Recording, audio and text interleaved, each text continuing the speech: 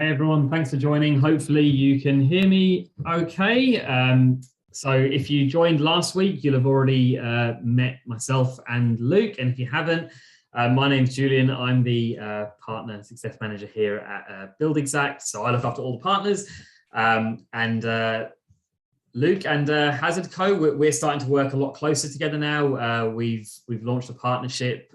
So we thought it'd be great to get Luke on from HazardCo just to talk about, what HazardCo are, how they work, how they help builders. Us here at Build Exact, a lot of you guys are Build Exact subscribers. So you'll already be using, the takeoffs, the estimating, the quoting, hopefully managing your jobs all through there as well. So we both kind of look after the same sort of people, and HazardCo have a really, really good offering in the market in terms of how to help builders be more successful, particularly around that safety element, which, for a lot of people is lots to get your head around. So yeah, welcome, Luke.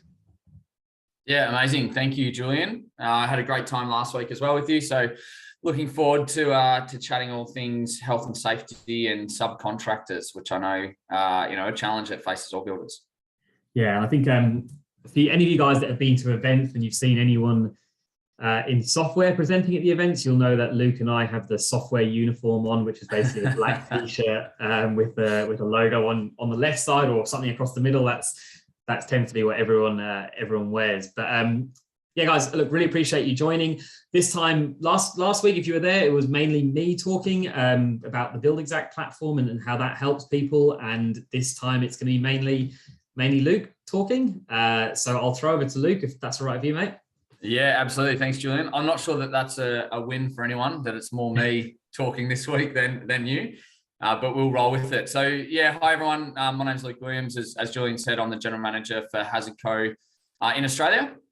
So we've been operating in Australia for about 3 years now, and across Australia and New Zealand are helping well over 6,500 builders and subcontractors trades to manage their health and safety, but not just managing health and safety. It's about managing broader risk and what that means for your business as well. So I'm just going to share my screen and we'll start to have a bit of a chat. But I know, talking to builders, thousands of builders across Australia and New Zealand, not that I've spoken to them all personally, but I've spoken to lots of them.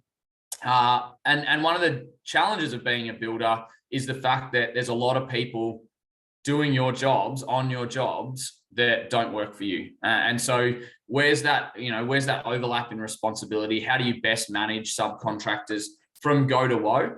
So engaging subcontractors to work in your business through to getting them on site, managing safety and managing subcontractor risk and compliance on site, and then off site as well.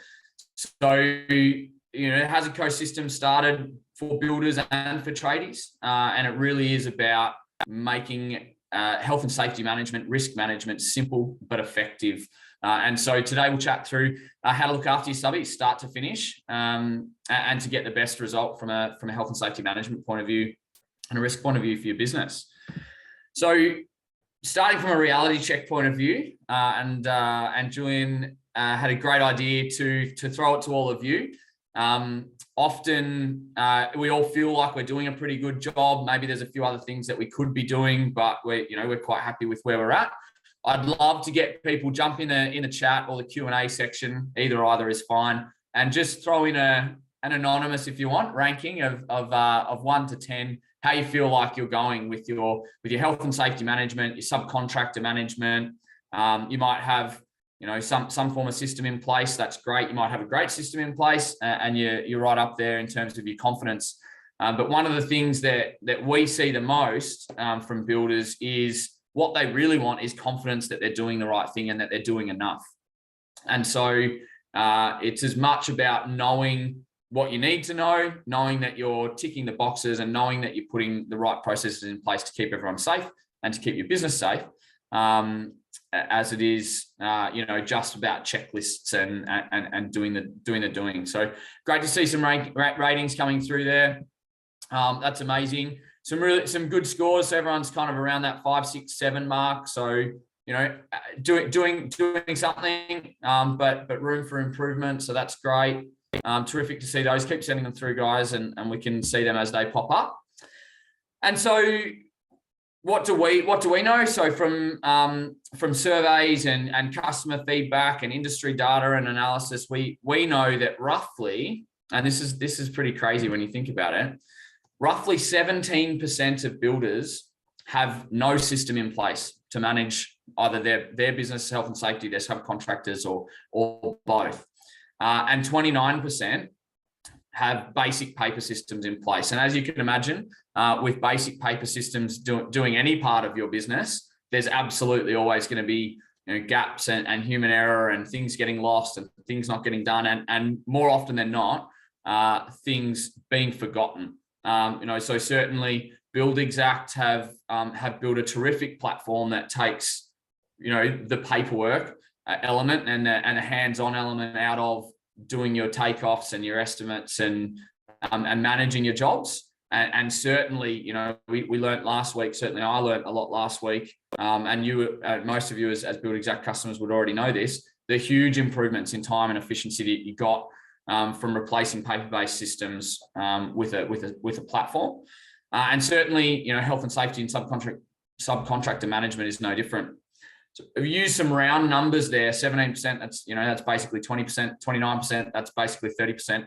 So 50%, just to round up slightly, and to allow for that margin of error for people who didn't quite tell the full truth, 50% of the industry is probably not doing enough, either doing nothing or have got a basic paper system in place that they themselves have said, is certainly not covering all their bases. So as a starting point, that means that, as a minimum, 50% of our industry could do with doing better and having a system in place that enables them to do better with less input, but better output, obviously. And so some stats, obviously the grim side of health and safety is that, there's a toll on people from an injury point of view. There's a toll on businesses from a cost point of view. But what is often forgotten is the time cost of health and safety not being done well, the mental impact of people getting hurt, of avoidable incidents and accidents happening. So obviously the construction industry is a pretty dangerous place. A construction site is one of those workplaces with ever evolving risks. So a bit different to manufacturing line where the same box of nails is being produced every single time it goes down the manufacturing line and everybody stands in their spot and does what they need to do. Risks change as a job progresses. Risks are different on different jobs, and certainly that element of site-specific risk is something that the building industry is really coming to grips with and really needing to focus on. And of course, that age group that's most affected. 25% of injuries happen in that age group of 25 to 34 years old. Which is a huge chunk of people on construction sites, young men and women working on construction sites.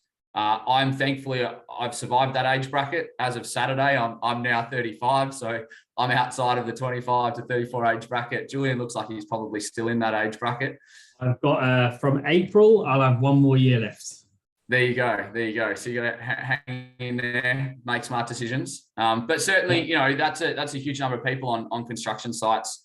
The time that's lost in a business, the mental drain and impact that happens when injuries happen and when accidents happen on site. Obviously, some of them, very minor, but nearly all of them, to a certain extent, avoidable in terms of putting the right systems in place. And so one of the things that builders often have questions about, and guys, please feel free to use the Q&A and the chat box to jump in. I told Julian beforehand, I absolutely love talking, but I absolutely don't mind getting interrupted. So, Julian will jump in from time to time, and please feel free to throw Q&As in there as we go. If I see them pop up and I can answer them on the go, I absolutely will. But we'll get to all of your questions at the end of the chat. That's a promise. And we'll have Brianna Baldwin, the Senior Health and Safety Manager from HazardCo, joining us as well to answer some of the more curly questions and make sure that you're getting the truth straight from Brianna on how to tackle some of the trickier elements of H&S and some of the questions that you'd love to have answered. So keep those in mind, throw them in the chat, and we'll get to all of those as we go through. But one of the questions we do get a lot from builders is, where does the responsibility sit? So, as a builder, it's quite clear, thinking at it from a build exact point of view, as a builder, it's your job to do an estimate and do a takeoff and get that pretty right, get a quote to your customer, manage the build process, etc. And so then from a health and safety point of view and a risk management point of view, where does the responsibility sit? To what extent are subcontractors having to do stuff? A lot of builders have the perception that, it's my site, it all sits on me. And one of the things that we're here to tell you is that 100% of the burden isn't on you.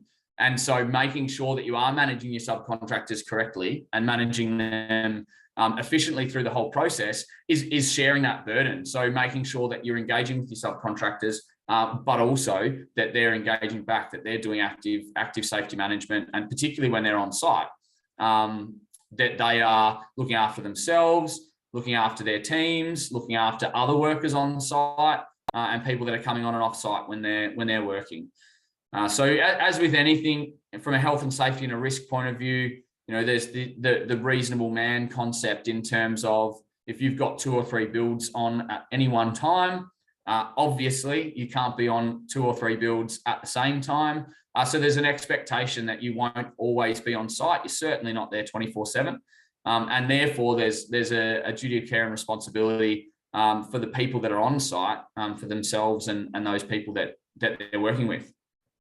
But one of the interesting concepts to always bear in mind is that second point there, and that's the more influence and control you have over risk, the more responsible you are.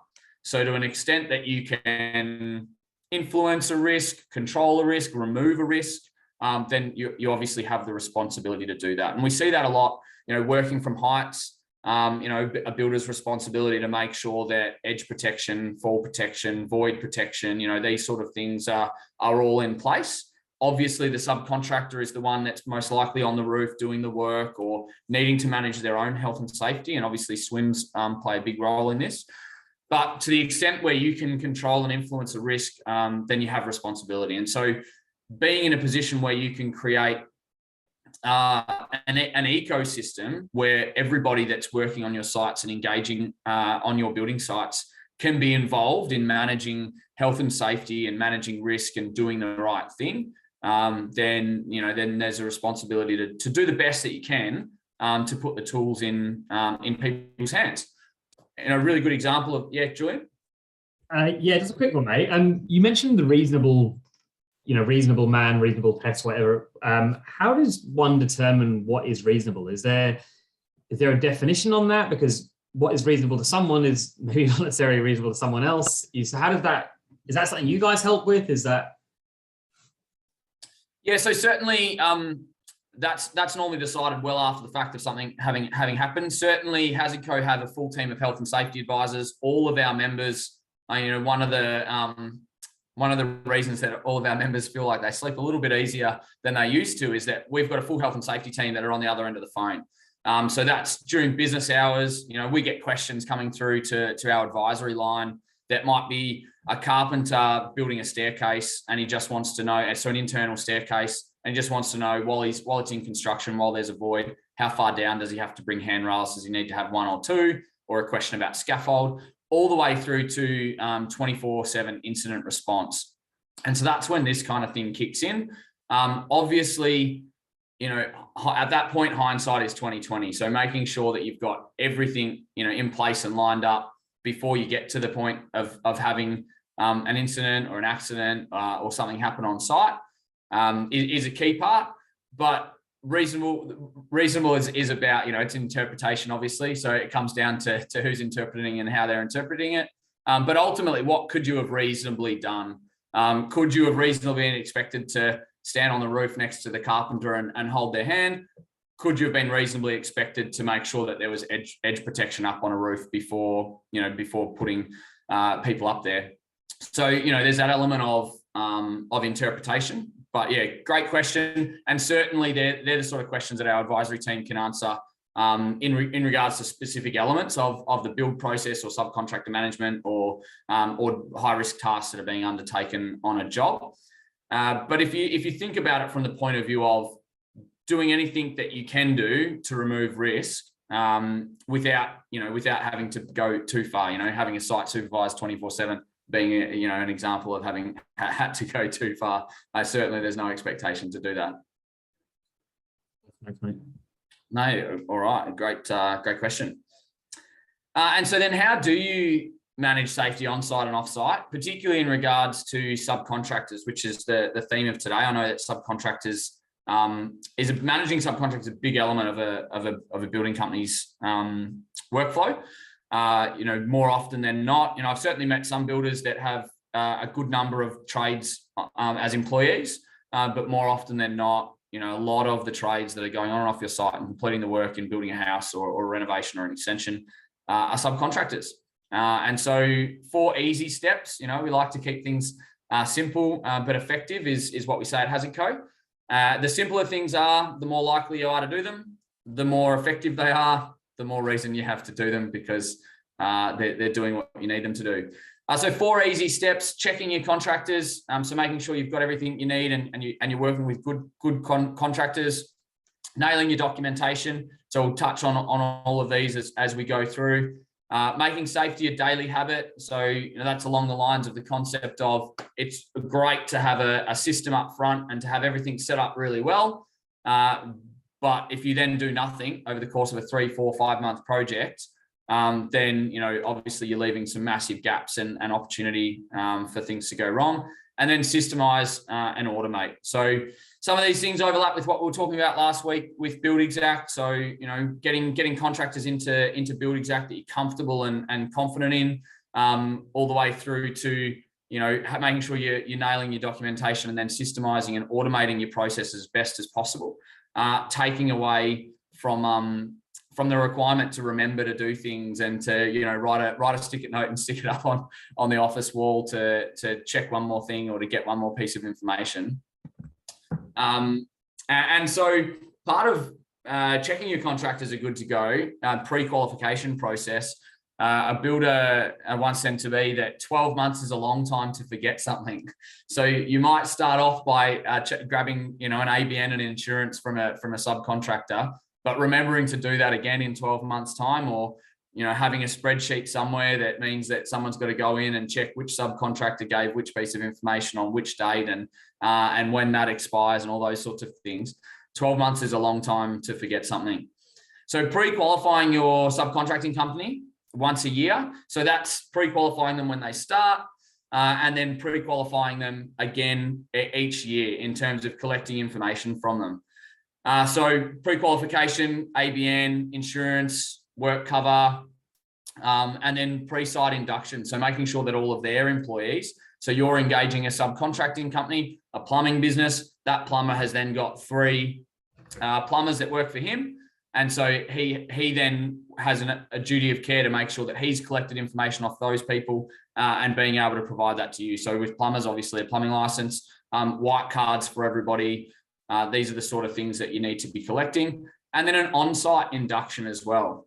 So there's that 3-step process in terms of making sure that you've collected everything that you need to collect from a subcontracting business to make sure that you've pre-qualified their business as a company and then that you've inducted or collected induction material from all of their from all of their employees in the subcontracting business. And then at an on-site basis, that's where that real site-specific element comes into it as well. So having a proof of health and safety documentation from a subcontracting company, like a lot of builders will collect a SWIMS, so they'll collect a kind of an overall SWIMS for a business, but then making sure that SWIMS are being done at a site-specific level. An on-site induction of a worker is about making sure they've read your site-specific safety plan. So that starts with having a site-specific safety plan and making sure that your subcontractors have read it. Are they going to be doing anything on site that may create hazards? Have they been made aware of any hazards or changing hazards on site? Do they have a site-specific SWIM? So making sure that you're going through those 3 steps of the process is really important. obviously an on-site induction happens on each site. We have the concept, so Safe Work Australia will have a concept of managing risk in 3 points, and that is considering risk, identifying risk, and controlling risk. And so you can imagine if you don't have a site-specific safety plan, for example, or you haven't collected a site-specific SWIMS or a job-specific SWIMS from a subcontractor, we're really falling over at that first hurdle of considering risk. So, Julie and I were talking about this before we came online, and a 2-story house versus a single-story house, a sloping block versus a level block, overhead power lines versus underground power lines. These are all differing risks that are present job to job. And so to have the same piece of documentation that maps all of your jobs, you photocopy it, write a new job address on, be it from a trade point of view, a SWIMS, or a builder point of view, a site-specific safety plan, is really an area where we see a lot of people falling down, is that kind of assumption that I've got a safety management plan, that's good for everything that I'm doing. Whereas ultimately, if you think about what we were talking about earlier on, in terms of the extent to which you can influence and control risk is the extent to which you're responsible for it. If you've got a safety management plan, what you're effectively saying is, here's how I'm going to do everything. And if I'm not doing it that way, then you've just left a massive gap in process and in what you've done from a paperwork, documentation, and then an on-site process as well. In terms of, I said I was going to do it this way, I actually can't do it that way on this job because it's a completely different job. And we've seen that, anecdotally with subcontractors. A couple of years ago, I was chatting to out and about on some building sites, working with some of our customers, and was chatting to a roofing contractor, so roof tiler. And that roof tiler, we're having a chat about safe work practices and did you have a SWIMS, and just, chatting through stuff on site. Yeah, absolutely. Runs to the ute, dusts off a good layer of dirt and dust from the SWIMS since the last time it was picked up. And, flicking through it, some of it you can't even read. It's been photocopied 365 times to within an inch of its life. But it kind of wasn't adding up as I was flicking through. And then on a footnote on one of the pages, I realized that it was an electrical SWIMS from 2007. So his mate's obviously given it to his mate, who's given it to his mate, and he just photocopies that, so he's got a copy of the SWIMS. Needless to say, it had nothing in it to say how he was going to safely put tiles up on the roof and bed them in, do the pointing and all that sort of thing. So this concept of site-specific applies to everybody through the whole process. And so then making sure that you've got, Julian. I was going to say, mate, that at the moment, if people, you mentioned it's almost 50%, nice little rounding there, of the industry aren't doing maybe enough. So what's that look like at the moment? Is it just people having papers in folders and taking them to the site with them? Where's it getting stored at the moment? You mentioned Excel. Yeah, absolutely. Great question. So, similar to probably what a lot of builders were doing before BuildExact, you find that you're kind of managing the best you can. And certainly, I don't think that anyone goes about managing their business intentionally not doing something that they know they want to be doing, or they should be doing, or they want to be doing. However, doing the best you can with a basic paper-based system means doing what you can with what you've got. So I imagine, from a BuildExact point of view, there were plenty of builders that were using spreadsheets and, pen and pencil and calculator and, all that sort of stuff. Just, opens up the door for huge amounts of error. It's not too dissimilar from a safety point of view. So a lot of businesses would have done the right thing and invested up front in some health and safety documentation. But to the extent to what that documentation is being reviewed and edited and amended as they go on from job to job and year to year, as legislation changes, as interpretation of legislation changes, is that being reviewed? Spreadsheets. So from a subcontractor management, so this particular process we're talking about in terms of pre-qualifying and company level induction of workers, a lot of that for businesses that are doing it, and there's a bunch that are out there doing it and collecting the information they can, but it's someone in the office sending out an email to 20 or 30 subcontractors, asking them for a few bits of information, maybe not asking them for all of the information that they should be, but certainly it's a good starting point, asking for insurance and ABN and trade licenses and white cards. and then they're coming into an inbox, and then they're being, dragged either into folders or printed out and put into folders, filed somewhere, entered into a spreadsheet, and expiry dates thrown in there. And then, that's that comment of 12 months is a long time to forget something, right? So going back into the spreadsheet and looking through the dates, and then finding which subcontractor hasn't provided the right information, and that sort of thing. Whereas I might take the opportunity just to jump into the HazardCo platform for a second. Whereas if you jump into, this is what the HazardCo platform looks like. So setting up and managing all your jobs from here, from a safety and an active safety management point of view on site. But if you jump into your contractors section, having your subcontractor management automated to the point where, there's a traffic light system and you can just manage by the naughty list. So rather than going through all of your subcontractors to figure out who's given you what and who hasn't given you what and what's expiring and what's not, ignore the guys that are on green because they've submitted everything, everything's in date. You don't need to worry about it. That way you can just kind of manage by exception, all that concept of managing the naughty list. And so moving from, not too dissimilar to building stacked, moving from spreadsheets and take plans, printed out plans and, and pencils and rulers and calculators, moving from spreadsheets and Word documents and email folders and things like that to an automated system that does it all for you. Obviously, it saves you a huge amount of time and money, but it also makes sure that you're probably far more confident that you're doing everything that you should be doing and not missing anything along the way. I expected that would be the case, everything being manual. Yeah, absolutely. And so, saw a chunk of people not doing anything. I was chatting to, I'm over in Perth at the moment, and I was chatting to a few builders yesterday, and builders are great and super honest, and they've been doing a terrific job. I love having candid chats with our customers, because you find out you've been building for 40 years, you've been a HazardCo customer for 2 years. What were you doing before that? And it's kind of like, oh, not a lot. Like, I know I should have been doing more. It just became too difficult to do more, or I had some paper-based systems in place. And so, it's not a case that there's not a big number of people out there that are trying to do the best they can with what they've got, but it's just about having a better way to do it, not too dissimilar to you guys, in my opinion. And so then we've talked a bit about nailing your documentation. Julie and I just had a chat there about what kind of documentation is currently floating around a builder's office and a builder's ute, and safety plans that have been, I've seen them laminated and stuck in the Portaloo. I've seen copies of them, obviously in the meter box and all that sort of thing. How long they last, when they disappear, and how they disappeared is always anyone's guess.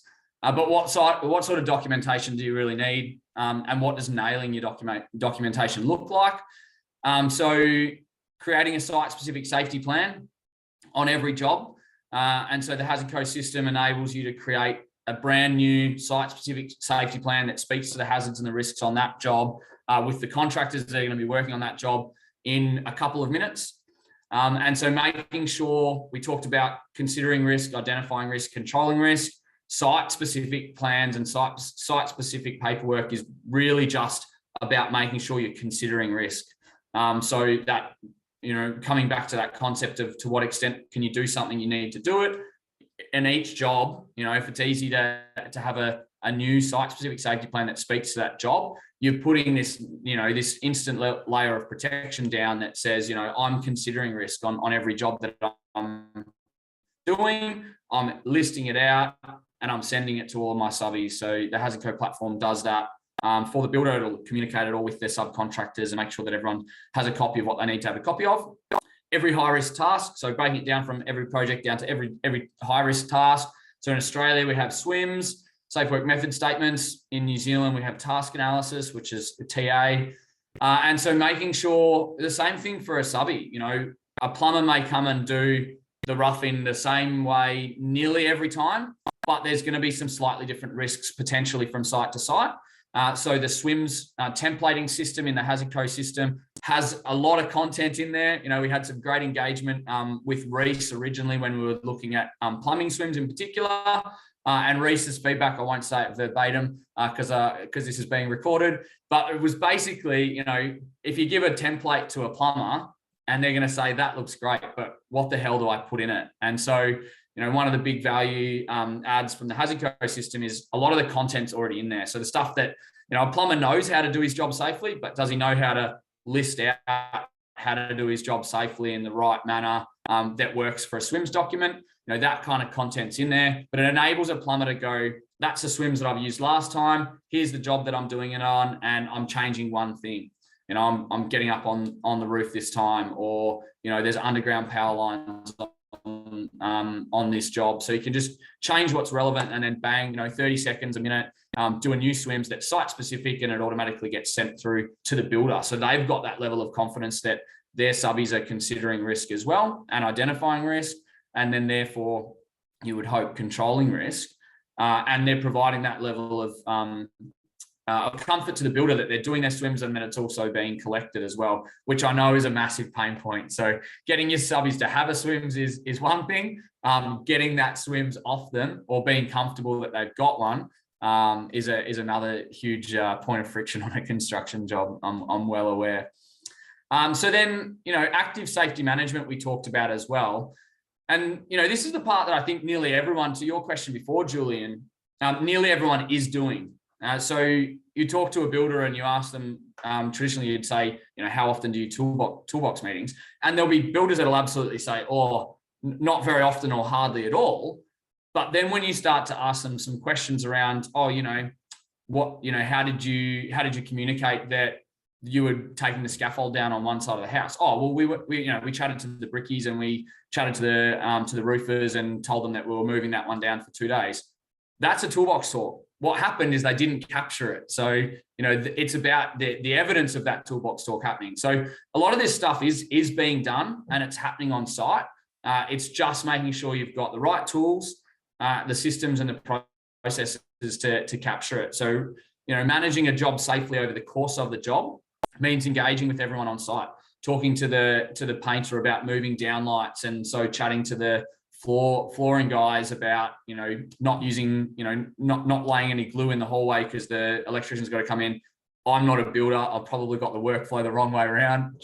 Julian may know better than me.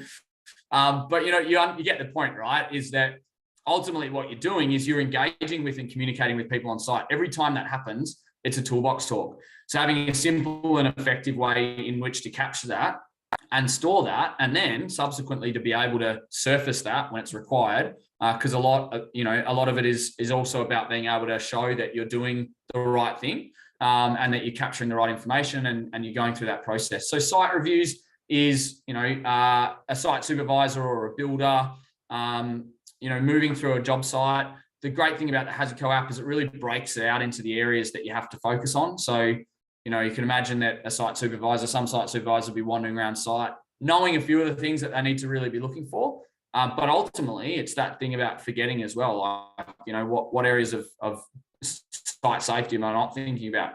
Site cleanliness all the way through to the fencing to, signage, void protection, electrical hazards. Is everyone tested and tagged their tools on site? Those sorts of things. So having it laid out for you in a really clear and easy to consume manner means that you're far less likely to miss things. You're far less likely to forget things. And then it's all content driven. So as soon as you clicked on, electrical safety, it's automatically going to say, all right, well, so here's the things that you need to think about. Is everyone's tools in good working order? Are they all tested and tagged? Blah, blah, blah. So making sure that, you're covering off on the knowledge gaps as well by having a system in place that caters to all of that information is important.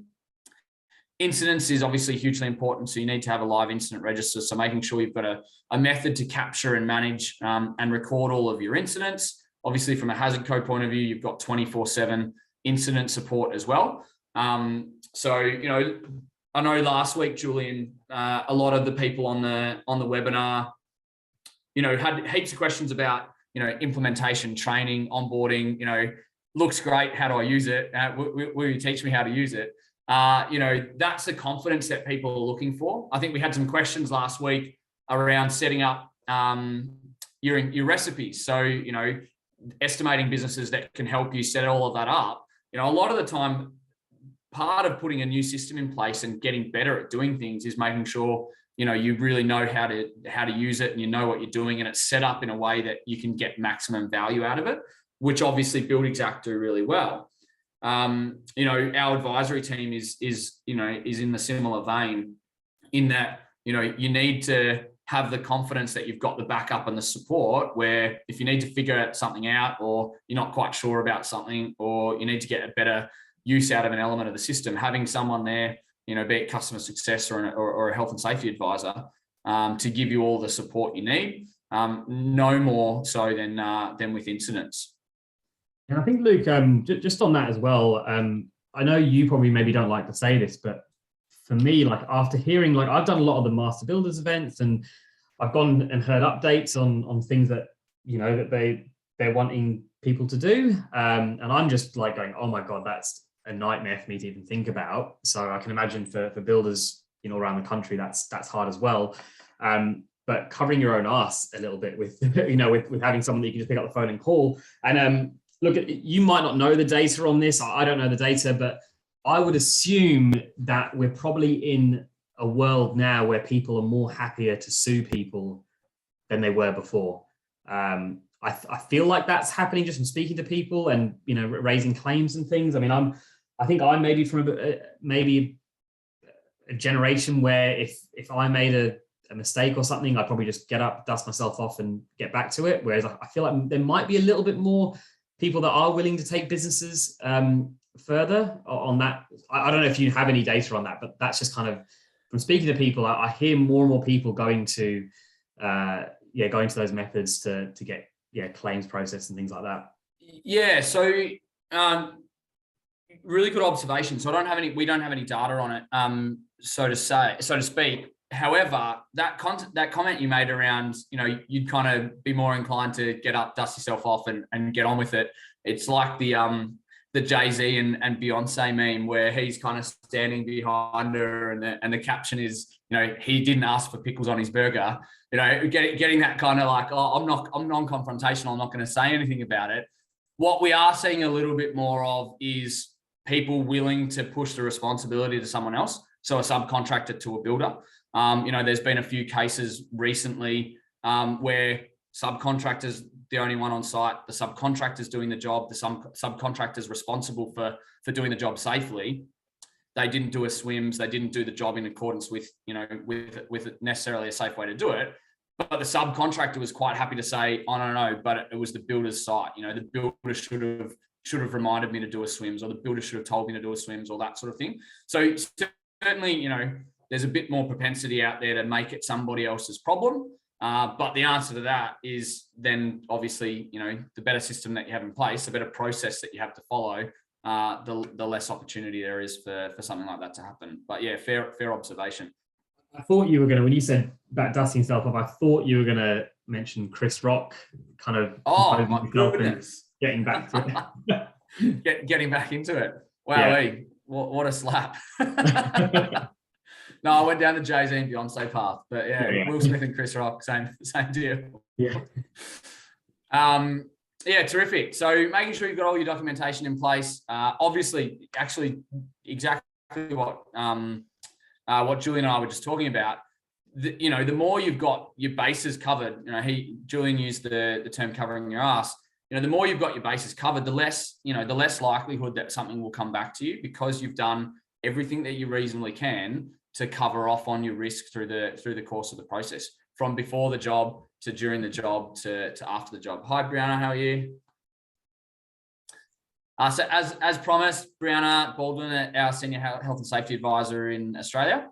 So she'll be here to answer a bunch of questions at the end, and probably jump in and cut me off when I've taken poetic license a little bit too far on parts of my presentation, but hopefully not. So making safety a daily habit was step 3. So those 4 steps that we were talking through. Being aware, over communicate, train. We've touched on a bunch of this already. This is really about engagement on site. And so how do you make safety a daily habit?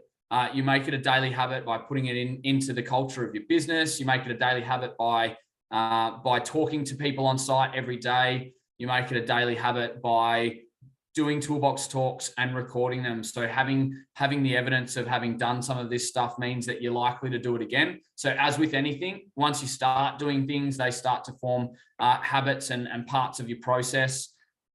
Julian and I were talking before about work tasks, is it, Julian, or assigning work to people in Build Exact?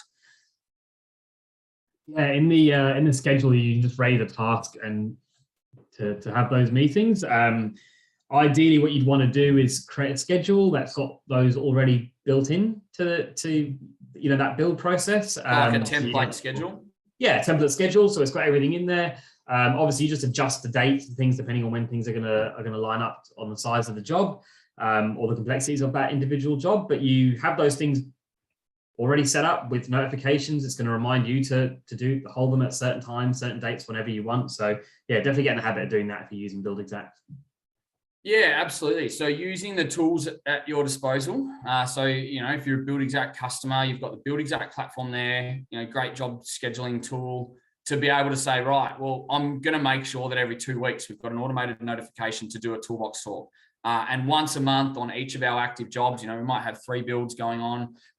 Once a month on each of our active jobs, we're going to do a site review. So making that someone's responsibility. But what you're starting to do is just putting it into your normal operating rhythm, putting it into your normal processes and practices to do safety, daily, weekly, monthly. And that's very much about active safety management. So we talked earlier about setting up a job, you get your estimate and your takeoff spot on, your quote's lovely, you've got your site-specific safety plan, and you've got a hazard board with your QR code on site, and then you just don't do much after that. You can imagine, health and safety is no different to other parts of your business. If you just stop doing stuff, you've basically undone all of the good work that you've put in place, and you're just going to get behind and get in a position where you've created gaps in processes, and gaps in processes produce risk, and risk is one of the things we're trying to manage and mitigate. So being aware of risks on site through doing toolbox talks and doing site reviews and managing hazards, over communicating. We talked before about toolbox talks. Nearly everyone will already be doing them in some way, shape, or form. A lot of people just won't realize they're doing them or how often they're doing them. But making sure we're capturing that. So engaging 2 ways. The more you engage with your subcontractors, the more they're going to engage with you.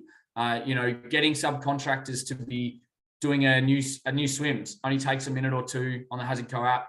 Doing a new swims on a new job. They're instantly starting off the work thinking about.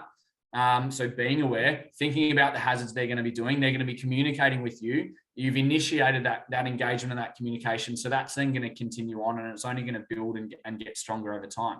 As with anything, it's about starting.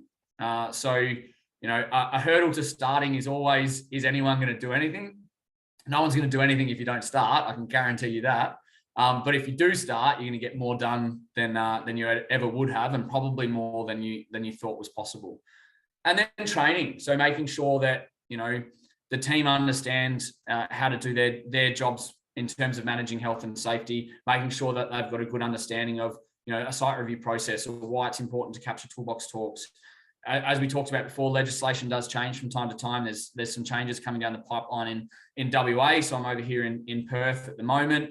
HazardCo is here to absolutely support all of our members through those change processes, both with content, educational information. Our newsletter is always coming out to update changes. I'm trying not to talk about it anymore, but COVID, there was a change every week. There was a change every other week. There's a change every other week in every other state. And so getting that information out to our members, the overwhelming feedback was always, thank you so much. It's just one less thing to think about. As a business owner, you have so many things on your plate, so many people that are relying on you, so many processes and so many parts of your business that you're trying to hold together.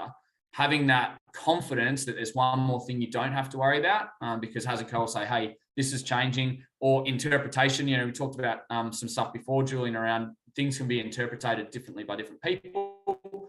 And so, while we're seeing a bit of a change in the way that safe work are interpreting a particular element, here's something to be mindful of, or, on your site hazard board, you should probably have this little extra bit of detail. So making sure that everyone's got constant access to the most up-to-date information, are trained in how to apply that and how to use the systems that you put in place, is really important. And so then step 4, the final step, which a lot of you have already taken with your estimating and your scheduling and your invoicing, is systemizing. Automating and systemizing anything is always a huge step in the right direction to getting it right as well, because automated systems have been built to cover the gaps and to make sure that everything's kind of getting done as you go through the process. And so what we have found, again, from thousands of builders across Australia and New Zealand, is that when they switched from what they were doing, and the operative word there being what they were doing, so remember that nearly 20% were doing nothing. They didn't save half their time on health and safety by moving to HazardCo, because they weren't doing anything in the first place. But certainly everybody that was doing something saved half that time that they were spending doing health and safety. So in that spreadsheet, trying to figure out if Peter Thompson Plumbing I use that Peter Thompson Plumbing as an example. I don't know whether there is a Peter Thompson Plumbing in Australia or New Zealand or not. But I've used that business as an example a number of times. But checking that spreadsheet to see, did I grab that third plumbing license from that extra plumber at Peter Thompson Plumbing, versus that plumber scans the QR code on a HazardCo site, and the system just automatically checks that you've got all of their information and that it's all up to date and that it's all on file, and they get a green tick and they can finish their sign into the site. That has saved way more than half the amount of time it would have taken you to do that. So, the more you are doing, the more time you'll save, but certainly on average, changing from a paper-based system to a fully automated health and safety management platform cuts out half the time you're doing on paperwork. And I did make the joke to Julian before we came online that, estimating and quoting is probably a little bit sexier than health and safety, and certainly it contributes directly towards your bottom line and the cost of doing your job. But ultimately, health and safety, isn't something that you want to be tied up doing. It's not something that's always front of mind. It's something that's always a niggling concern in the back of your mind in terms of, have I done enough to not get caught out?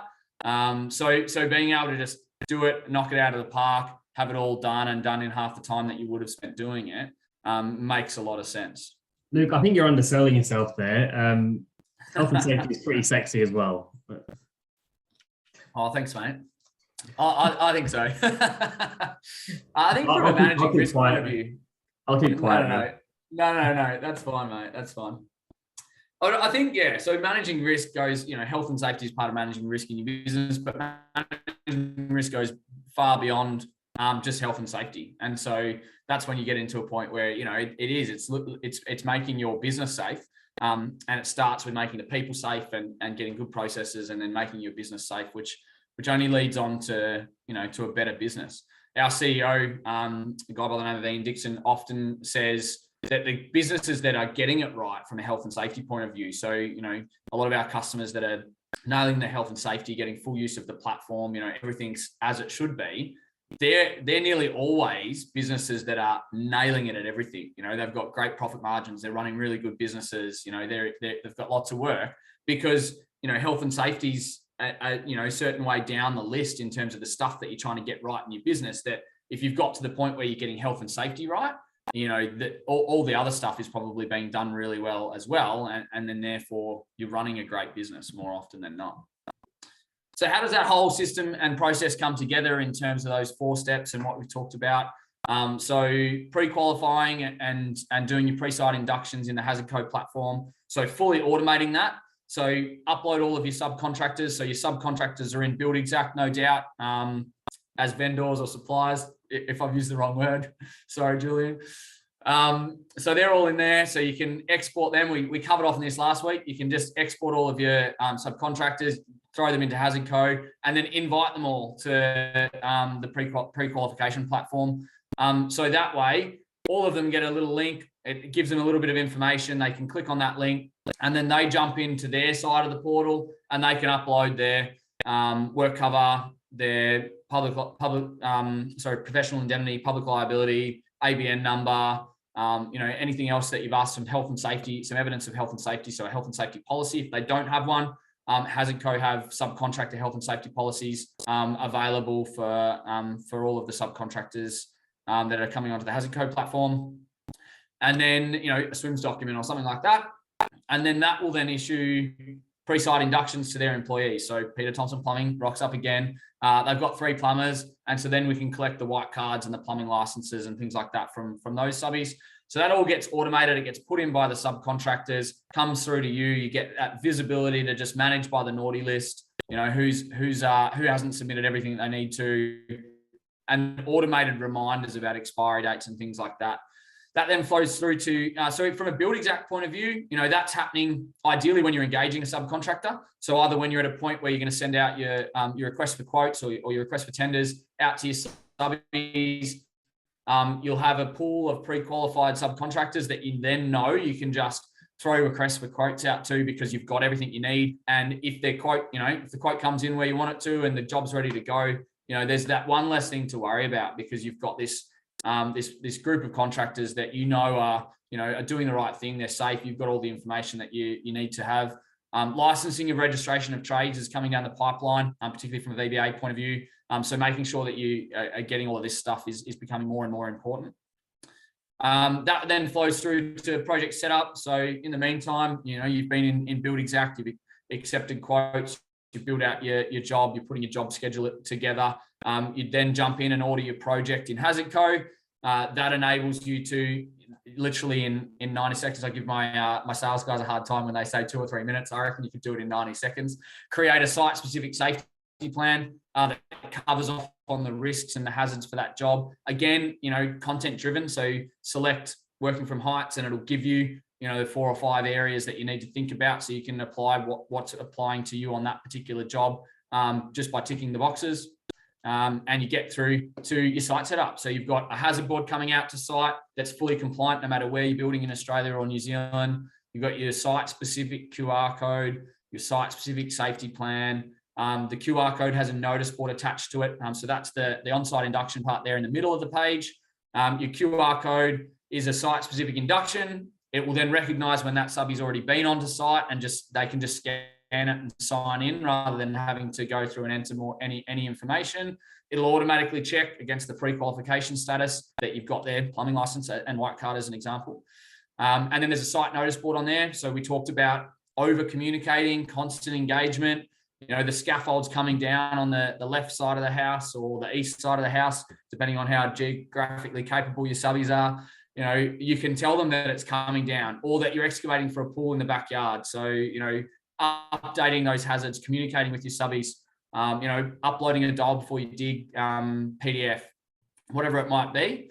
The flyer for the Christmas party, inviting the subbies to come along. Communicating with your subbies doesn't always have to be a chore or boring.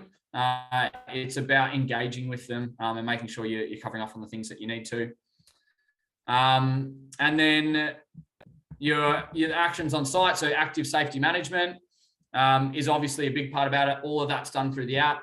So subbies on a Project Plus platform, subbie scans the QR code, the app will unlock for them so that everything that can be done on a site they can do. So if the supervisor's not there or you as the builder aren't there, they can do a toolbox talk themselves. They can report an incident or a near miss. And they can do a SWIMS. They can, as soon as they submit that gets logged against your project in that project overview that we saw before briefly, and then all of that maps through to the insight and the data. So ultimately, more and more now, builders need to and want to, be able to kind of have visibility of everything that's happening. Be confident. At the end of the day, it always for our customers comes back to that degree of confidence, that level of confidence that you've got everything in place. You can see what's going on. Everyone's doing what they should be doing, and you're ticking all the boxes, as well as looking after all your people. And so, from a HazardCo point of view, so Julie and I touched on this before around having the confidence that you know how to do something. So Xero, as an example, integrates with Build Exact. You can do a bunch of stuff in Xero without being an accountant. HazardCo was very much built, and all of our updates and features, as a software business, things happen pretty frequently. We do 2-week, software sprints, and we're releasing new features and updates and capability within the app. We can change things at any point if legislation changes. But it's all built and designed so that you don't have to be an expert. And so this is where, there's a big overlap between Build Exact and HazardCo in our customer base in terms of small to medium builders, running their own business, 3 employees, 10 employees, doing 5 jobs a year, doing 15 jobs a year, not having a point in their business journey where they've got a health and safety expert or someone that's looking after risk full time or that sort of thing. The HazardCo platform was designed so that you don't have to be an expert. I'm pointing down because Bree's down the page from me in terms of the cameras, but we've got the experts. The system is completely pre-populated with all the content from the experts. And then the experts are on the phone when you need them. So that advice when you need it is a huge part of confidence. Whether you pick up the phone and ever ask the question versus knowing that you can pick up the phone and have your question answered correctly, and then the advice on how to get about changing that element in your business is super important. And then full visibility. So the HazardCo platform is based on how many jobs you do. It's got a small subscription fee, but then it's based on how many projects you're running through the system.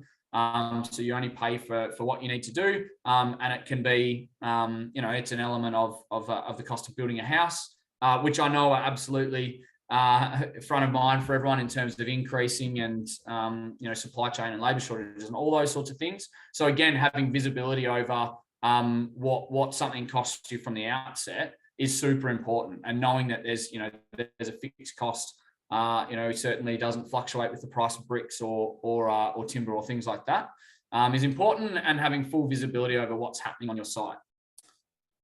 So I'm grateful that Julian's been jumping in and out to break up the monotony of my voice as I've prattled away on all things health and safety. But there's a QR code now that should be up on everyone's screen. On that QR code, so scan that. There's a free health and safety checklist. So basically what it is it's what we've talked about today, but it's kind of mapped it out for your business. So you can think about it just as a gap analysis. What am I doing? What am I not doing? How many ticks have I got on this checklist in terms of my current systems? Data would say that 17, maybe 20% of you are not going to have many boxes ticked, but that's okay. You're obviously here because you're interested in how you can improve this part of your business.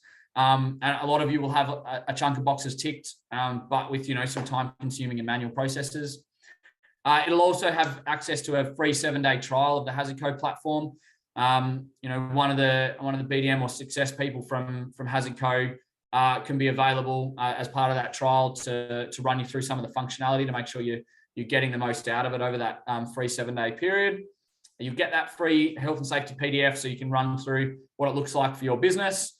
And then our lovely friends at Build Exact who have hosted me today, Edwin, Julian. So Build Exact members get 10% off the HazardCo Premium plan, which is our builder plan, as part of our partnership. So I can see that over the course of it, Julian, there's been a lot of questions coming through. I did say I'd answer some of them as I go. Obviously, I didn't get to that point. However, we can. Yeah, it's a lot harder than you think. Like because I've done that before. You say, yeah, I'll answer them. But as you start going, it's quite hard to jump in and out of the presentation mode. But most of them at the start they were coming through the chat, and then they've moved to the Q&A. So maybe we'll go through the chat ones first, and then we can hop into the Q&A. Yeah, terrific. That works for you. Absolutely.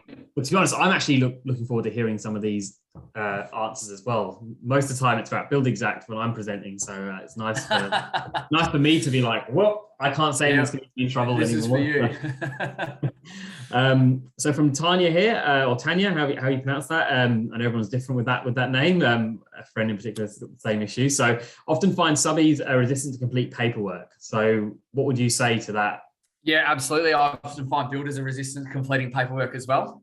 But no, subbies more so. You know, we've had we do hear this a bit, Tanya. So we found, you know, I've had people all the way from concreters. They always get a bad rap. I've got a flip phone. There's no way I can scan a QR code. Through to, you know, I don't want to do any paperwork.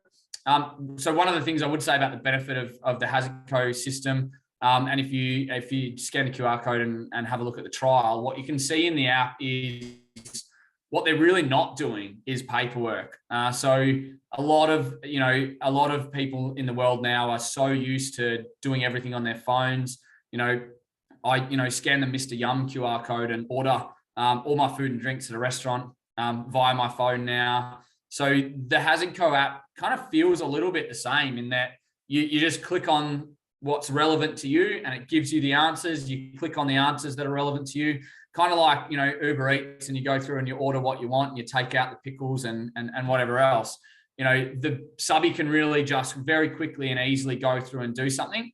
And then the templating process is where we see subcontractors get the most value. So that first time, a lot of content's already in there, but they kind of build out their template for a swims is the example I'm using. And then they save that as a template, they favorite it. The next job that they go on to, they can open up that, it'll update the address for them, and then they can just make one change or make two changes, or they can add their other plumber that's working with them and bang, submit. So it takes away the paperwork element of paperwork, but it also takes away, we talked about the reason that you don't get started is because you don't know how to get started. It takes that element away as well because the answers are in there. So it's, you know, as with anything, it involves communication and engagement and getting started. But we find it's far less prohibitive to getting started when it's kind of done on an app for you. For me, Tanya, like when I have to print off something, sign it, scan it back in, send it back off, like that is like for me to do. But if I can do it on my phone, I can scan something in and kind of move along, then I'm generally a lot more willing to do that. There's one here from Greg. What if a contract carpenter hurts himself and does not have income protection? Yep. So I'm going to throw to Brianna on that one. I'm also going to say that probably is more of a legal question than a health and safety question. Yeah, I agree. From an income protection perspective, I don't have that at the top of my head. Yeah, so I think that's a legal question. So did you say it was Greg? Yeah, Greg, yeah. Yeah, so Greg, we can absolutely, my email address, I'm going to give it to you, is luke@hazardco.com. Our contractor management platform partner, it's a company called LinkSafe. They have a subcontractor law legal expert on their team, a lady by the name of Sue Bottrell. I'll chat to her and I'm happy to answer you directly myself rather than take an educated guess. I'd rather get you the right advice as quickly as possible. One here from Ken, Luke. What insurances are you looking for in a subby, and is there a cut-off where this level of documentation is not required, e.g. jobs less than a certain dollar value? Yeah, okay, good call. So jobs less than a certain dollar value applies more so to the site documentation, and Brianna can jump in here as well in terms of the need for a site safety plan and all that sort of stuff on jobs of certain size. But anywhere where a subcontractor is doing any work, you're going to have a burden of responsibility to collect information from them, particularly around this sort of stuff.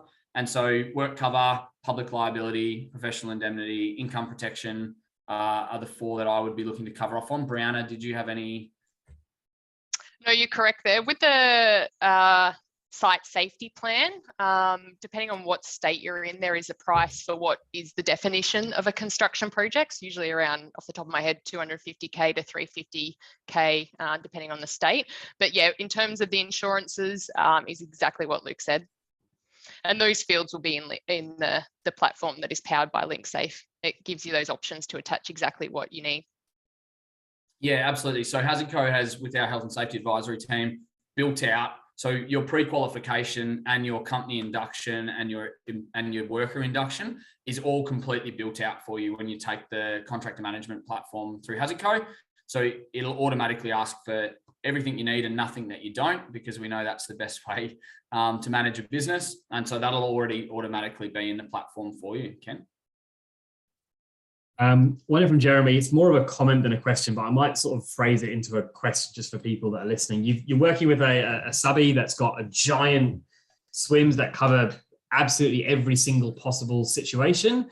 Yeah. And we're saying maybe, okay, well, you want a more job specific swim. How do you have that conversation with them?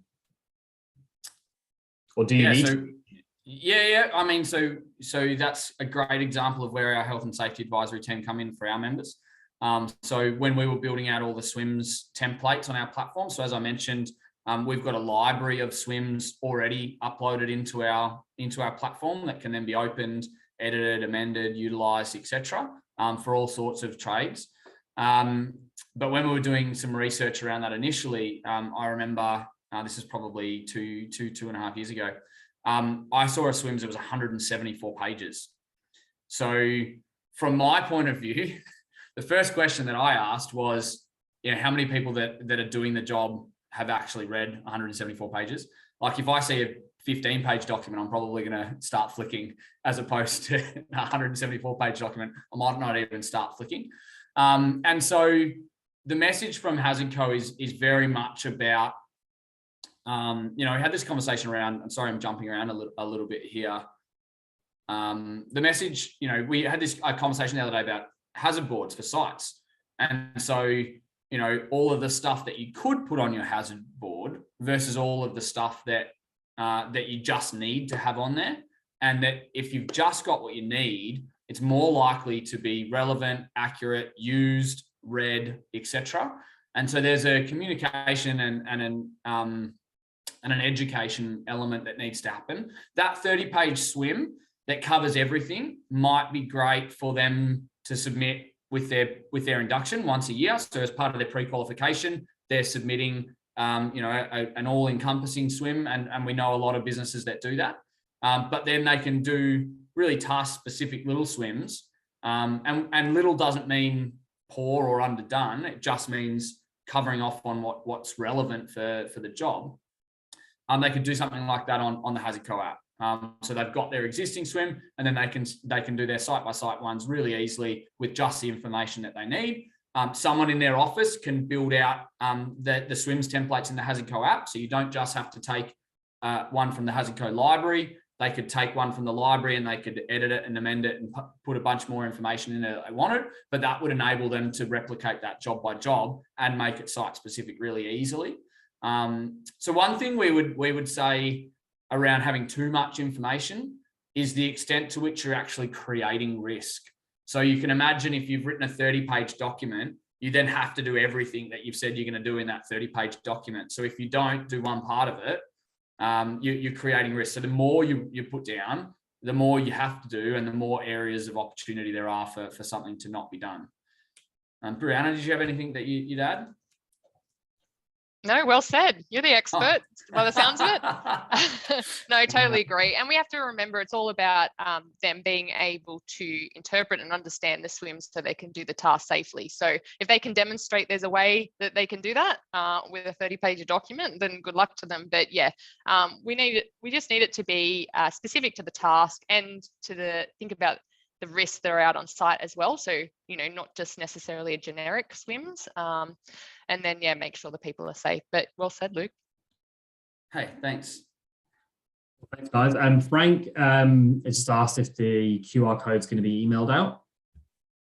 That's a good call. Probably one for you, Julian. Yeah, I'll check with Marina to see what was actually going out after it. But maybe, Luke, if you can send me that QR code. It'll be on the recording's going up anyway. It'll go onto our YouTube channel, I believe. So you can always get it from there. But I'll figure out what's going on with that. Frank may be dialed in on his phone, which is a fair point. I'd be sitting there going, I'm looking at it. How am I going to get it on my camera? But we'll find something. So the recording will go up on YouTube. Julian's right. And then we can provide the QR code across to Build Exact as well, who've hosted the webinar for us. Awesome. So we'll hop into the Q&A now, mate. There's a ton there. So we'll be probably going on this for a little bit. Reese has said he's from New Zealand. What is a SWIMS? I think you've covered that already. Yeah, so task analysis is a SWIMS. So Reese, in Australia, a SWIMS is required, as in you have to do one for every high-risk construction work. Task analysis is the equivalent in New Zealand, and it's strongly recommended that trades do a task analysis for each new task that they're going to do that's high risk. So Ken's asking, I think, Ken, this is a question from earlier on about Yep. He's jumped across into Q&A, yeah. so thank you.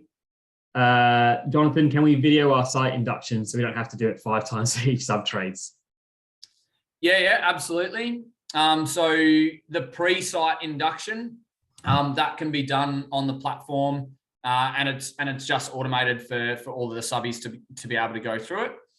And that can be, so the pre-qualification and pre-site induction part of the contractor management platform, HazardCo has built that for builders so that you don't have to go and seek, a health and safety consultant to build out a pre-qualification question set for you and all that sort of thing. So cutting down on a huge amount of cost and build time. Having said that, it can be customized as well. So if you've got specific site induction that you wanted to have videoed and uploaded that they could just watch, and then you can set a time bound thing on it so that they don't just go skip to the end. Yep, I've seen that. That's all capable, absolutely. And then the at-site induction, they do it via the QR code themselves. So you're not having to stand there and, site office style welcome people onto site and march them through stuff. I'm kind of getting visions of sitting in a plane and, and now they have the screen that tells you the safety information. That's kind of what. Yeah. Even though you may travel frequently with us, we would appreciate it if you please still listen to the safety. Yeah, I think Air New Zealand have good ones, don't they? Normally they do. They do like retro ones and actors and all that sort of stuff. So for Greg here, I think this one's already been about the income protection. Yeah, that one. Yep.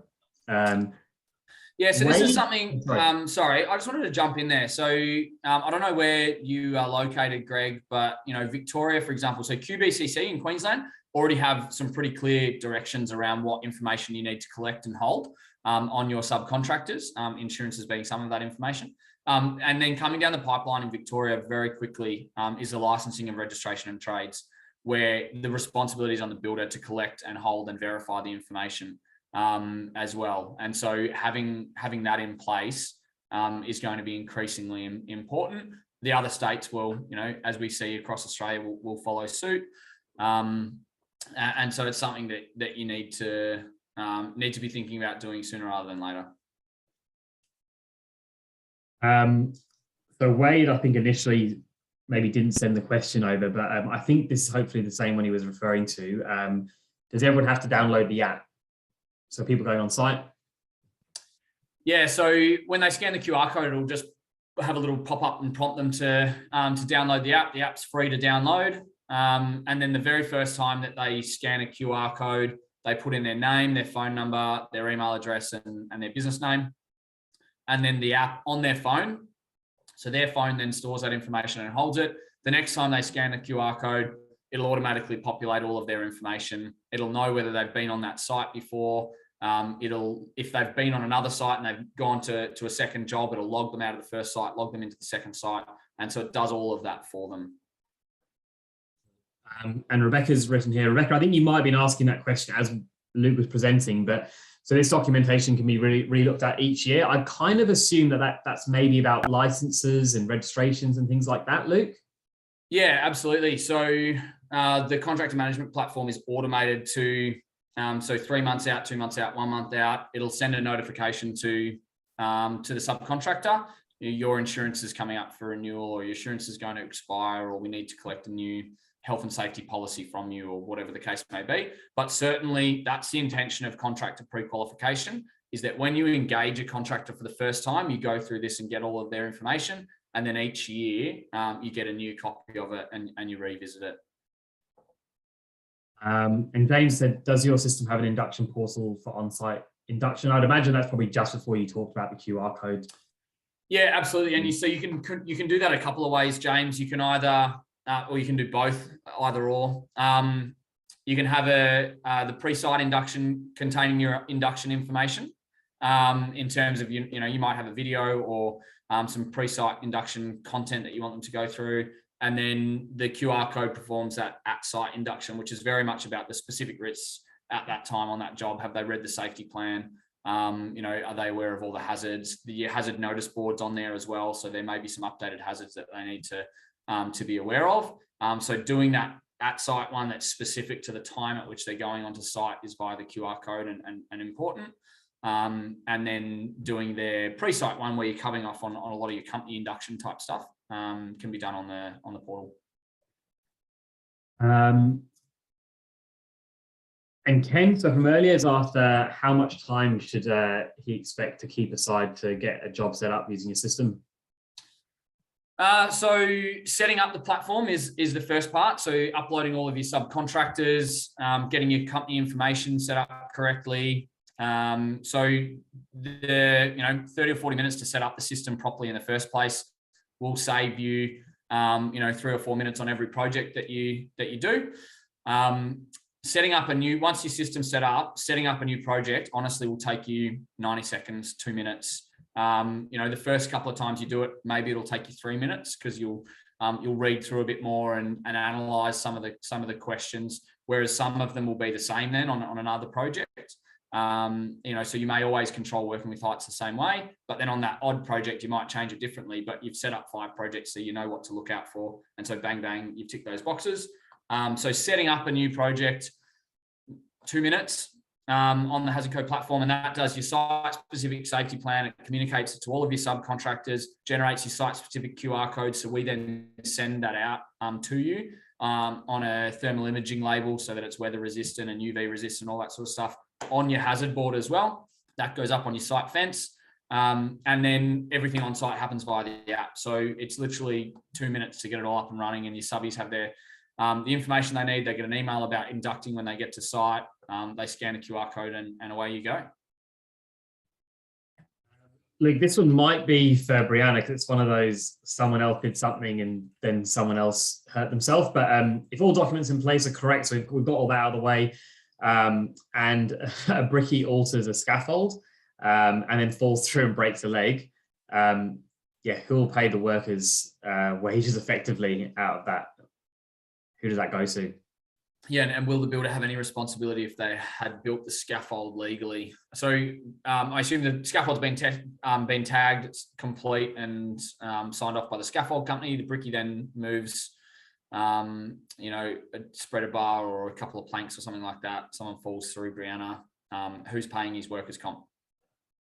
Well, that's a very complicated matter. Workers' comp, and also the fact that someone's altered a safety device is, also another legal matter. It's not as clear cut as a straight answer, I'm afraid, as much as I'd love to give you one.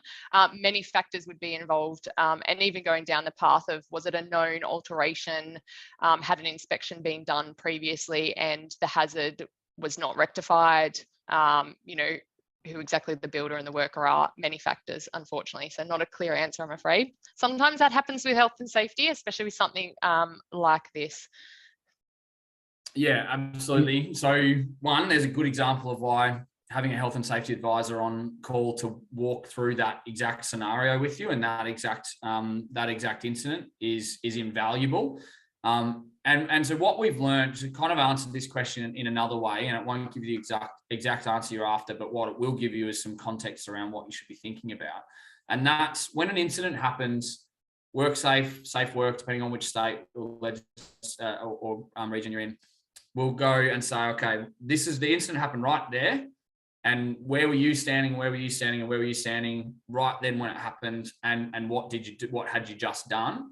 And then that it works back from there. So then what happened before that? What happened the day before that? The week before that? The month before that? Sometimes as far as 18 months ago. So at that point for you as a builder, the best position you could ever be in is, that sometime in the preceding period, day or 2 days or within a week before the job, the scaffold's been signed off, it's been tagged by your scaffolder, there's a toolbox talk that's been done, you've done site reviews on all of your jobs that are active, you can prove that where scaffold has been altered and it's been picked up, you've then logged it on a site review that it's not compliant, that there's a control measure missing, you've then actioned that.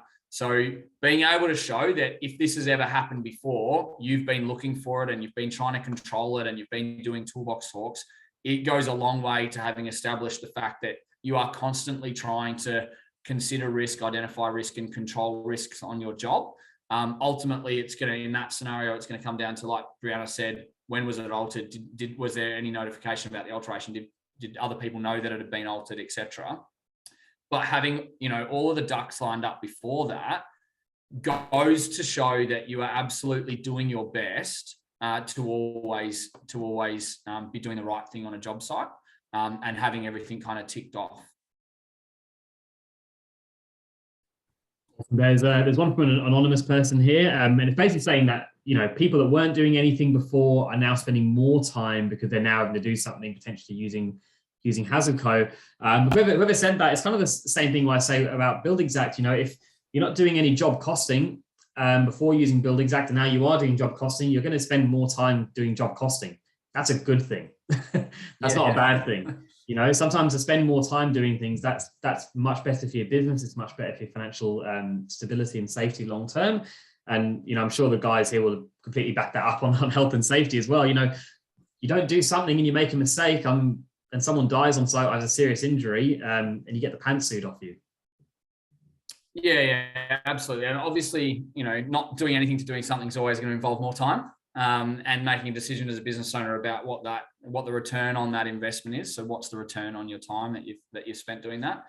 Always going to be a much bigger return on having done something and done something well than having not done something, particularly when it can have an impact on your business. I actually agree with you, in terms of raising the awareness in the housing industry more broadly and with consumers around being aware of what it takes to get health and safety right.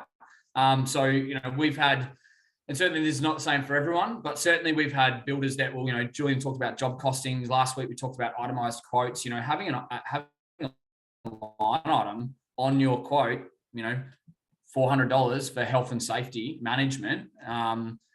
That's, to me, obviously I'm in health and safety, but that to me is a selling point for you as a professional builder to be able to say to a customer, we absolutely have health and safety systems in place. We do our best to make sure that we build a house as safely as possible, looking after everyone that's engaged on the job, covering off on all of the compliance. There's less risk to you as the customer, less risk to us as a builder. That's not a bad thing. Absolutely educating people about, what it takes to be compliant with health and safety and why it's important is never a bad thing.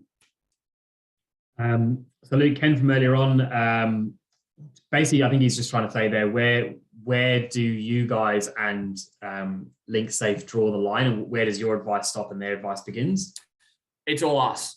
So it's all us. They've got the technical platform that underwrites some of the pre-qual and the pre-site induction processes. So it's powered by LinkSafe because it's their technology, but it's inside our technology. So it's inside our platform, it's fully integrated, and all of the advice comes with HazardCo. So we back up the process and the system end to end.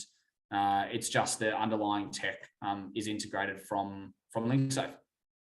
Yeah, so probably for sorry, I've forgotten who said the message there. So Ken, probably similar to maybe BuildExact. We don't, and I hope I'm not getting this wrong. We don't build our own chat function for people to ask support tickets and things like that. We use another system that's embedded into our website and our software that, when you chat message someone, at BuildExact, it's actually using someone else's technology, but just on the BuildExact site. I assume that's the same thing you're referring to, Luke, similar to that. Yeah, absolutely. It's like zero integration, right? So, but even more so because it's our content pulled through our platform and backed up by our health and safety advice. So yeah, spot on.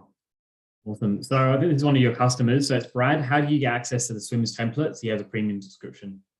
Yeah, absolutely. So the SWIMS templates are in the swim function in the app. So you click on the SWIMS button in the app, and then it'll bring up your selection. You can click on templates, and then it'll have all the templates in there.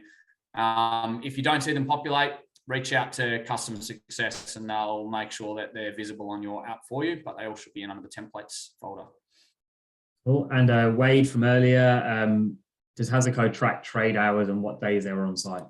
So on your project dashboard, if all your trades are scanning your QR code, you'll have all of that data, and you can export data straight from HazardCo. What it doesn't do is pump that into timesheeting or anything like that. However, you do have full visibility over who was on site, when they were on site, how long they're on site for, when they arrived, all that sort of stuff. So, absolutely have visibility over that. From Michael, is there a workplace management plan on the system? So I assume that is a WHSMP, Brianna, for New South Wales and Queensland. It depends. Yeah, it depends what he's talking about, because all these words are interchangeable. If it's a site-specific safety plan, then yes, that's what Luke was referring to previously, where there's a template and you can customize it based on the hazards and some key controls. And it also imports your emergency plan, first aid information, and the project-specific key information as well. So that's in there. And people that scan on can view that, which is fantastic. And they can also distribute that out on email if you list your contractors in on the HazardCo system. I think that's what he's referring to. If he's talking more broadly about an overarching, like company-wide, policy, some procedures, then no. Think of HazardCo as the project site versus the whole overarching company. But we can also provide guidance. I mean, the other day I had someone call up asking for a drug and alcohol policy template and what should be in one. And so, we provide some recommendations there and help them through that process. And a number of ours, so it doesn't automatically generate within the platform. So those two different things. WHSMP is a workplace health and safety management plan, which is what Queensland and New South Wales call a site-specific safety plan. So that's automatically generated every project. As Bree said, policy and procedures document. We can either give guidance on what to include, or how to start looking at creating one, or we can also create one. So that's not included in the subscription, but we've got a full health and safety team that can absolutely do things exactly like that, and that is create a health and safety policy and procedures guide for your business. So yeah, either either. I can see Jeremy's question there. Yeah. I'll jump in. So Jeremy, where do we stand legally? You and I, when subbies don't write their own swims. So we've absolutely, as you can imagine, we've got thousands of businesses across Australia and New Zealand using swims templates. So we've absolutely done the due diligence, backwards, forwards, upright, downwards, side to side, and every way around. So what it is there's a guided bit of content. There's guided content in the template that they can use. There's prompts in the app to make sure that they're reviewing that, they're editing it and amending it if it doesn't line up with how they're currently working. So it's very easy just to go, I don't do step 2, I actually do step 7 though, and put that in. But the key element at the end is that the subbie is agreeing at the end of reviewing the swim. So you've got to go through the review and amend process, which is why it takes 30 seconds and not 10 seconds. But at the end, that subbie is accepting that it's their swims, that they've reviewed it, and that's how they're going to do the job. And then they sign off on it. And there's pass to sign as well. So if 2 or 3 electricians are working together, hey mate, you're doing this swims as well, and so they can sign off on it. So it's like like you DocuSign on something on your phone, you would sign off on a swims as a subbie to say, yeah, I've reviewed this. So it may be that they open a template and they go, oh wow, they've nailed it. That's exactly how I do my job. We all know what subbies are like. But at the end of the process, they still have to absolutely accept that they've reviewed it. It is how they're going to do the job, and then sign off on it. So, you're all good from that point of view, Jeremy. There's a longer one here from Alex, Luke. I'm not sure you've had a chance to read it. I can summarize if you haven't yet. No, I can answer that one, and I'll try and summarize the question in my answer. Okay, so here we go. So if a hazard's been identified on site, the question basically is saying someone's noticed it, they've raised it in a toolbox, but the hazard is either still there or it keeps being recreated, for example, and then at some point down the track, an accident happens. What's the situation, or where do you stand legally? If you think about it, hazard identification is just the beginning step of effective risk management. So say you identify a hazard, you then need to do more work. You can't just say known hazard, see you later, end of story. You need to assess what the risk is, so what could happen, how likely it is to happen, and then you need to determine what suitable actions or controls need to be put in place. So that sort of thing could be documented in a toolbox talk, like, hi, we found a slip hazard. We're going to put, I don't know, some dirt rubble over the slip hazard so it's no longer slippery. Just communicating this all to you as a group so you're all aware. And if it raises again, you can readdress it. What's really important, if an accident happened, think of it from, say, WorkSafe's perspective and whether they want to prosecute. They'll look at, did you know about the hazard? Yes or no? And then what did you actually do about it? And one key thing there is, just because you put actions in place, did you ever go back and make sure that they were effective, they were still in place, they were still preventing someone from being hurt? So there's a whole lot of steps or work that needs to be done on top of just identifying the hazard. So it's great that people identify hazards, but there's still more work to be done to make sure people aren't injured at work. So hopefully that answers that sort of question. Awesome, thanks, Brianna. There's one here from James. Does every individual need to scan in, or can it be done as a team? Yeah, so my answer to this question, I'm happy for Brianna to give an official answer to this question, but my answer to this question is always from a point of view of doing enough versus doing the right thing. And so, having everyone scanning into a site as individuals is absolutely good practice and what you should be aspiring to. There are absolutely challenges in the residential construction industry. My background is, I've spent over a decade in residential construction, from building materials manufacturers, supply side, distribution, technology platforms, etc. And part of my career was spent in the plasterboard industry. It's, plasterboard contractors can be very difficult from time to time in terms of making sure that everyone's on the same page and being able to communicate with everyone. And so, if the leading hand scans the QR code, it'll have his name pop up. And then in the name section, there is the functionality where you can add some people to, where language might be a barrier, or you're trying to make sure that you've got a record of everyone that's gone onto site when not everyone will scan. But certainly, starting and trying to start well would look like making sure everyone scans on individually. And it really is, once they've done it the first time, it really is like, scan the QR code. And then as they're walking on, their details populate and they tick a box that says, I agree to follow the site rules, and they sign in. So it's a 3 to 5 second process, if that, to sign on to site. So we would always encourage everyone doing it individually. Yeah, and further to that, think of it also as a lone worker or someone working alone. By scanning on site, say a supervisor sitting back at home after a long day, they can scan in to the hub or like the dashboard and see if someone's still scanned on or not. So that's also another measure, I guess you could say, as a control for if there's someone alone, are they being monitored from a perspective of, they're not left alone and they've hurt themselves and no one ever knew about them being there. But yeah, as Luke said, super easy, and it only has benefits, really. Yeah, absolutely. Actually, to that, and hopefully we don't end here because we're ending on a somber note, but in New Zealand, we had a situation where there were some flooring contractors rolling glue. And they were in a garage. 2 of them went onto site. One of them didn't scan on. The one that did, so their boss was obviously tracking who was on site. The one of them that did scan on left site. The other one moved into the garage and was rolling, I think, glue or epoxy or something like that in a fully enclosed space. And the worst that could possibly happen happened, but nobody knew he was still on site on his own because he hadn't individually scanned in. I'm not saying that's going to happen or that it's going to prevent it from happening if everyone's scanning in, but a bunch of good reasons there why there's a good conversation to be had with subbies around the importance of their own health and safety as well. There's one more, so we didn't end on that one. Excellent. So Richard just asked you for some costings about how the pricing works for you guys.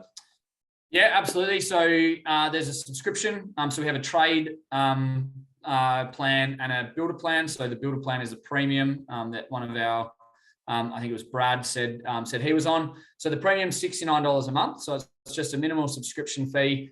that surprisingly gives you full access to the app. So all of the functionality around incidents, toolbox talks, swims, etc. And it also gives you full access to our advisory team, including 24/7 incident support for $69 a month. And then all of your site documentation, your project dashboard, your reporting and analytics and all that sort of stuff gets packaged in to a per job cost. And it's the extent at which you want to expand the capability of the platform. So it starts at 130 per job, and that covers off on you, your supervisors, your employees. Your supervisors can do toolbox talks and report incidents and site reviews. And then up to $380 per job. So still, super low price, $380 per build to have full access for everyone. So that's all of your subbies. As soon as they scan the QR code, they can report incidents, they can do toolbox talks, they can create swims, full access to the swims library, all that sort of thing. And so it's whether you want to do it as a business for your employees, or whether you want to create a health and safety ecosystem on your site that enables everybody to share the burden and to actively manage health and safety as well. Yeah, I'm not sure if you saw James's follow-up question about. Yeah. So that's what I was trying to say without saying it. Absolutely understand where you're coming from, James. Often, it'll be good situation if one of them, the leading hand or somebody, can speak English and the rest have some challenges with it. So yeah, absolutely. That's an example of that scenario where it can be really challenging. And so capturing the information is a good starting point. But I've been there before, James, so I can empathise with you completely. Excellent. I'm not sure if I've missed anything. I don't think I have, but I think that was everything. That was a lot of questions. I think that's the most we've had and to be honest, I did think that was going to be the case with this topic. So I was kind of ready for. Yeah, absolutely. No, it was great. Everyone was really engaged. Lots of good questions. One of the things we're super proud of at HazardCo is our advisory team. So Brianna, Fahana, Vanessa, who runs our national services, success and advisory. And in New Zealand, we've got another 4 very qualified and capable health and safety advisors as well. It's something we're very proud of. It's what drives our content, but also it's because of this. It's because of the support we can offer, the questions that customers have. That we can offer that ongoing support and advice and safety in your back pocket. That's ultimately what we want to be for you. Awesome, guys. Well, I think that's everything. I think we've got anything coming through. So just want to say, so James has said, yeah, absolute gold. We're looking for an answer to this question regarding safety on site. So yeah, that's awesome. Thank you, James. We appreciate it. And certainly look forward to helping you and working with you. Awesome, guys. We just want to say thanks to Luke and Brianna for joining. I got a lot out of that as well, so it's nice for me to kind of get that information. I think the majority of people on that were Build Exact customers or people that are known to Build Exact through maybe signing up for trial at some point. So it's great to sort of give them more information about this and what they can do. And as we touched on before, we both sort of look after the same groups of people. Helping them be more efficient. Yeah, absolutely. You guys obviously taking safety a lot more seriously and protecting them. And for us, it's efficient, managing their jobs more efficiently, quoting, etc. So yeah, great to have these chats. And yeah, we'll definitely be working together more in the future, I'm sure, and we'll do this again. But yeah, that's all from me. Thanks everyone for joining. There's still tons of you on, which is awesome to see. Yeah, that's awesome. Thanks, guys. Sometimes you see a big drop off from the webinars, but yeah, we stayed really high on those attendees numbers. So that was awesome.